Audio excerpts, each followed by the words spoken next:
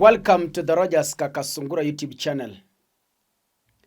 I am a political analyst and commentator. So whatever I'm discussing here is being viewed from a political perspective. Gachagua's case was decided yesterday by the 3-judge bench. Gachagua's impeachment case. I have seen several opinions, including my own opinion, which a number of you have discredited at the comment section. But time will tell. All of us who are in this country, time will tell us. I have seen some lawyers argue from the law perspective, which is okay. But Kakasungura, I'm arguing from a political perspective. That is the difference. I have seen lawyers, including Danstan Omari and the rest, they are arguing from the law perspective, from an informed perspective of the law, which is okay. Kakasungura, I'm different because I argue from a political narrative. What am I saying? We must understand Gachagua's impeachment is a political process. As much as it appears to be a constitutional matter, but then the reality of the matter is Gachagua's impeachment is a political process hiding behind constitutionalism to search for validation. Right? Why am I saying this? The sitting Chief Justice, Martha Koome, as a point for us. I have seen people say, after the High Court, Gachagua can go to the Court of Appeal. It's okay. That is his right. They continue to say, if the Court of Appeal upholds the High Court decision, Gachagua is free to move to the Supreme Court. But Kaka, my question here is, what is the political force behind all this process? Gachagua has a right, which is okay. Gachagua has the law that can defend him, which is okay. I don't deny that. But the question is, what is the political process in the whole of this issue? Now, the political process in this issue is being explained by the sitting Chief Justice, Martha Koome. And this is what she is saying.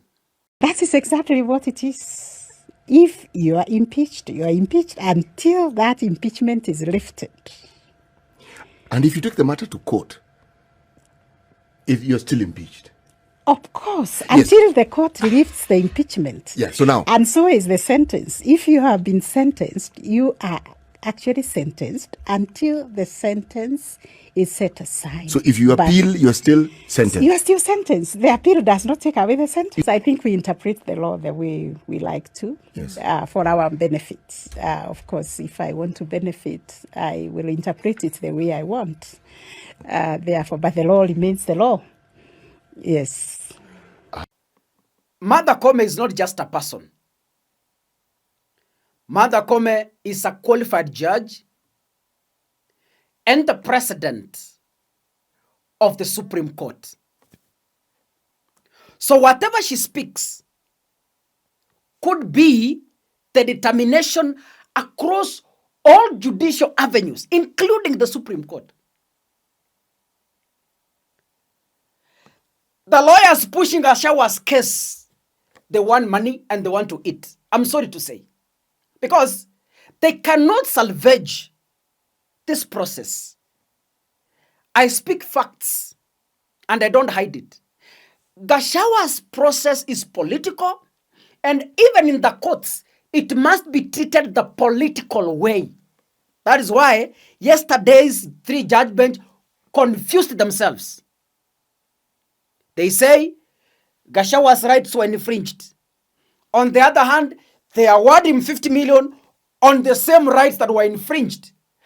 On the other hand, they uphold the impeachment. Now you ask yourself, who is playing who? A political process. So, hata kama Gachagua hajaenda Supreme Court, the case is already determined. The Chief Justice has already determined the case. Amekata kesi tayari. So Gachagua akienda Court of Appeal, akitoka Court of Appeal, aende Supreme Court, the case is already determined. Umesikia vile mama amesema. Once impeached, always impeached. Right? So she says, until then, the decision is overturned. Meaning, Gachagua's impeachment still stands. He can't contest. A political process. So as of today, Gachagua cannot contest as the president. Why? He's already guilty as charged by the High Court. Unless the Court of Appeal or the Supreme Court overturns the decisions of the Court of Appeal, or the Court of Appeal overturns the decision of the High Court. But until then, Gachagua stands impeached and stands not qualified to hold any public office, whether elective or appointed. So wale mnasukuma Gachagua, enda Court of Appeal, wale mnasukuma Gachagua, enda Supreme Court, nyinyi mnajua nani alitengeneza jopo la majaji watatu? Si ni huyu? Amesema nini? Msidanganywe, kwa sababu mambo haya ni ya kisiasa na lazima yafanywe kisiasa ili kuafikisha ndoto ya William Ruto 2027. Kaka, I am not in any way celebrating Gachagua's impeachment. I'm only giving an opinion on what I think is right for him and wrong for him. If I was regarding Gachagua, the lawyers want money. And some lawyers can analyze this issue to convince Gachagua that they have the knowledge.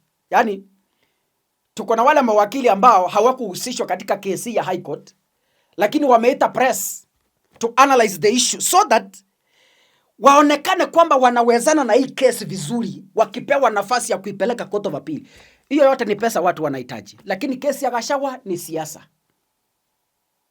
Mawakili watakula pesa, watashiba, na bado story itaendelea. Is already predetermined. Mama amesema, ukienda Supreme Court, unaenda kukutana na nani? Si ni huyu? So Gachagua tuseme leo ameenda Supreme Court, anaenda kukutana na nani? Si ni Martha Koome? So she has already said on record. Unafikiria ataenda tuwache kudanganyana bwana. Mawakili watawapatia moto, watawaweka charge, lakini sawa. Kama mko na pesa timu Gachagua ya kupatia mawakili, let them eat. But at the end of the day, decision ni ile yenye imetoka kwa High Court. Not because I hate Gachagua, not because I hate anyone, but because Gachagua's process is political and money has been used, money has been poured to frustrate him until the end, until after the next year's general election. Kwanzi hapo, Gachagua will be left to fight his own battles.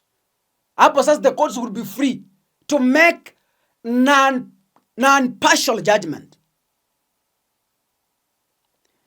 But until then, anyway, Kaka, I'm here.